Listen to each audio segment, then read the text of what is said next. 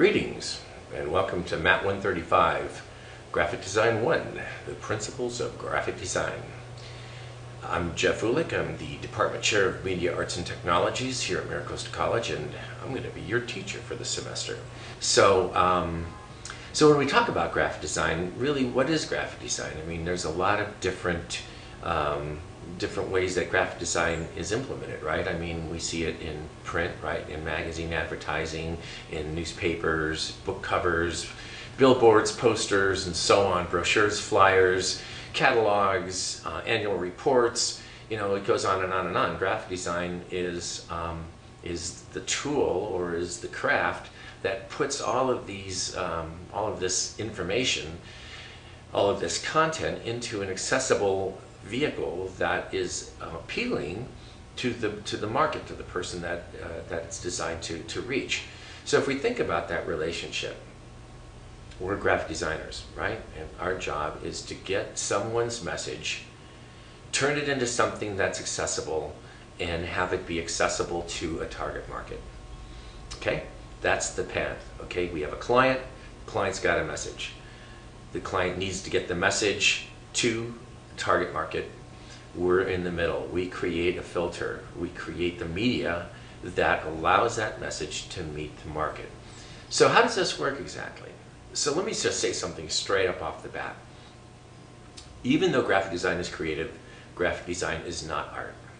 Art is where you have an inner vision, you have an inner message, you've got some kind of burning desire to create something that's inside of you that you want to tell to the world. It's a little inside story, if you will. Okay, so graphic designers, we don't have an inner vision. It's not our story. It's not the burning thing inside of us that we're trying to get out. We're taking a client's message and we're delivering it to a target market. Okay, so say you're a painter, you know, and you have this, and you really are an artist, you know, and you want to create, and you're like, and you think, you know what, being an artist could be hard. I'm going to have to paint a lot, and it's going to have to be good, and I'll have to find galleries where I can hang my work, and people are going to have to come to see my work, and they're going to have to like it, and they're going to have to like it enough to shell out some money to buy my work. And I could be hungry.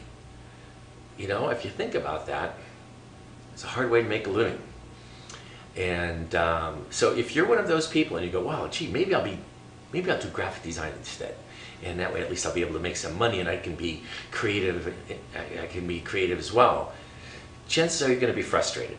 And the reason why is because you're always going to have your own idea of what's the right answer, and in the end you may not be solving the client's need. And the client may go, you know what, you might like purple, but I hate purple, and so I don't care if you want to make it purple. I'm not paying for it if you make it purple, you know. And you're like, but purple's a great color, and the client's like, I'm sorry. So you have to, you will always be subjugating your own inner vision to meet the client's needs. And many artists who become graphic designers are constantly frustrated by that relationship. But as graphic designers, we are never frustrated by that relationship because we don't really care to say something to the world. We don't have a reason for being. We're here because we want to make something look really cool so that a target market will respond to that. So as designers, we take that client's message and we, using the tools that you'll learn in this class, color, form, concepts of 2D design, typography, layout, structure, we will use all of these visual tools. We'll create something that is going to appeal to that market, and the market is then going to respond in some way. So let's talk about that, creating the vehicle, because that's really what this class is about. We don't have real clients yet. You know, I'm going to set parameters that are client-like, but in the end, this is still school, and so I don't want to put a ton of restrictions on your ability to learn how to be creative with these tools, because you're going to have plenty of time to have restrictions, more than you'd ever want sometimes. Sometimes you feel like you're designing inside of a box. That happens from time to time. But the best designers are the ones that learn how to use that box and think outside the box. Oh, I just thought of that. Wasn't that great? Anyway, so I'm going to teach you how to use your skill sets to create interesting communication vehicles. So as designers then, how do we make that vehicle happen? Ideally what's going to happen is the client's message is going to be targeted towards a target market. Now the target market is a demographic, right? A demographic is a definition of a group of people, and that definition can be singular or it can have multiple facets. For example, it could be affluent males over 60. Okay, that's a different demographic than, you know, teenage girls who live on the West Coast. Okay, different market, right? If I'm selling Mercedes-Benz, chances are I'm not going to be talking to the teenage girl who lives on the West Coast. I'm going to be selling them, you know, a Scion or a Neon or something like that.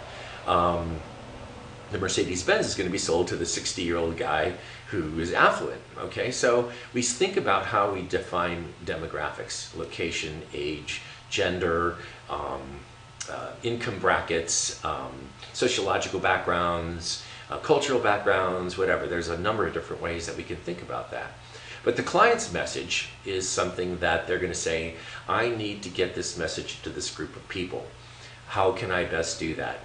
That's where the designer comes in. The designer decides what the format's going to be. They decide what the color scheme is going to be, what the type is going to look like, what the fonts are going to be used, how the layout is going to be designed, if there's going to be structure or not, and all the other different variables. And these are the tools that we are going to learn.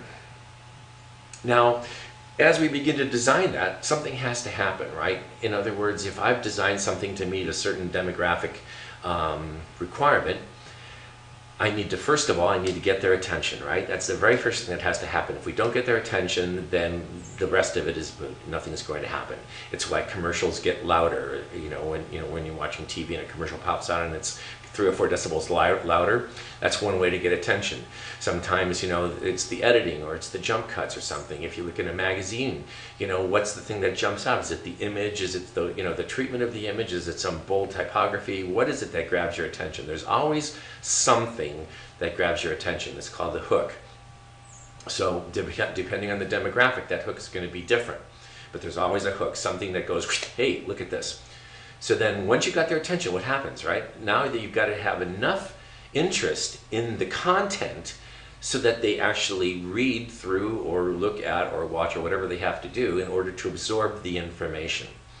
So it has to be good enough that it holds their attention through that entire absorption process. And then at the very end, it has to mean something to them to the point where they are going to do something. It's called call to action.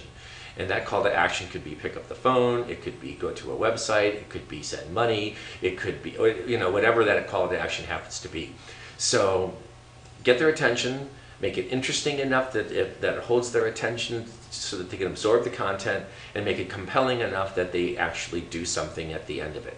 That's the 3 jobs the designer has to do, and we use type and color and form and contrast and all of the other cool things that we're going to learn to make that happen.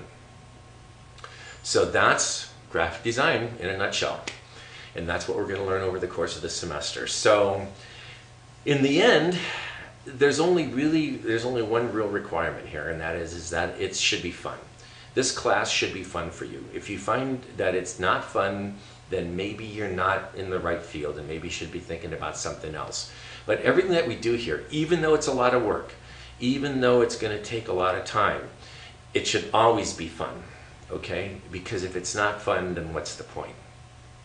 So be ready to work hard, be ready to experiment and be creative, get ready to get yourself out of your comfort zone, get ready to become something more than you've been, and get ready to have some fun. And so that's the whole deal on this whole semester. And the other cool thing about taking the class online, one really great advantage you have over all the kids who have to take this on ground, is that you can drink coffee while you're in class. So there you are, kids. Let's have some fun.